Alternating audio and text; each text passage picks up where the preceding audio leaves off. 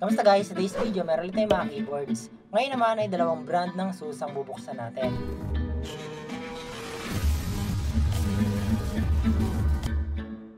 Ito yung sa ASUS K100 retro style na keyboard. And ito naman ay ASUS GD88 mechanical gaming keyboard. Buksan na natin sila para ma-review. Unahin natin tingnan itong basic na keyboard pero retro style lang itsura. Ito ay si ASUS K100 keyboard na bilog yung mga pindutan. And ito na siya guys, first impression ko medyo nostalgic siya tingnan para sa akin at nagustuhan ko yung layout niya dahil sa itsura niya na hango sa typewriter.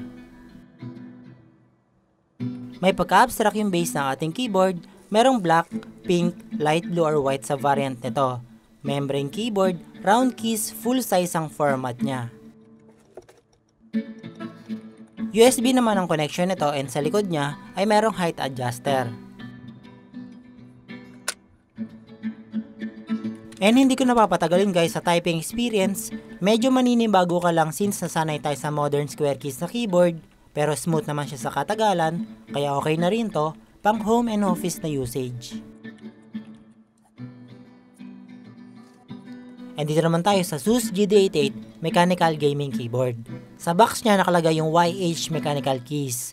Ngayon ko lang narinig yung ganun type sa shaft niya. GD88 ang model nito pero 82 keys ang pindutan. And mahigit kalahating kilo ang timbang niya.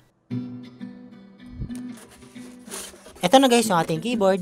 Merong 4 na variant nito sa kulay. Itong pinili ko ay kulay gray. Meron din black nito, color blue as well as color white. USB din ang connector niya sa PC and sa likod nito ay meron siyang 2 option na height adjustment. Malinis tingnan at astig na rin yung itsura niya para sa akin at kabit na natin sa PC itong GD88 keyboard para matesting natin at makita na rin yung LED lights niya. Swabe naman sa typing experience at ergonomically komportable siya sa gaming.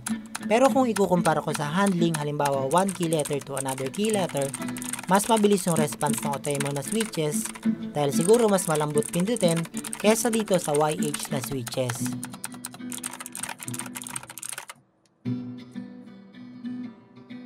Ito naman guys yung mga light effects.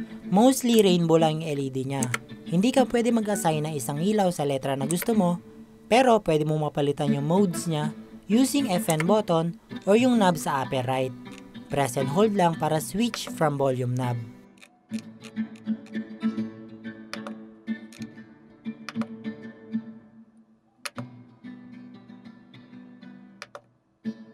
And syempre magkalas tayo ng key para makita natin yung YH na switch niya.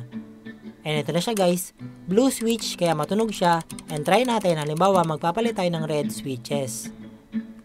Medyo nahirapan ako magtanggal ng switch at nasira ata siya. Naiwan yung pin dun sa base ng keyboard natin at nasira ko ata tong alt natin guys kaya hindi ko marirecommend magtanggal ng switches dito sa GD88 natin. Ang conclusion natin guys dito sa retro style na keyboard, okay siya at mas marirecommend ko to bilang office type na keyboard at panigurado, ma-appreciate ito ng mga 80s or millennials dahil sa itsura niya. And ito naman GD88, aesthetically maganda siya, swak sa minimalist dahil TKL at may volume knob pa. Pero may false add dito dahil hindi siya swappable.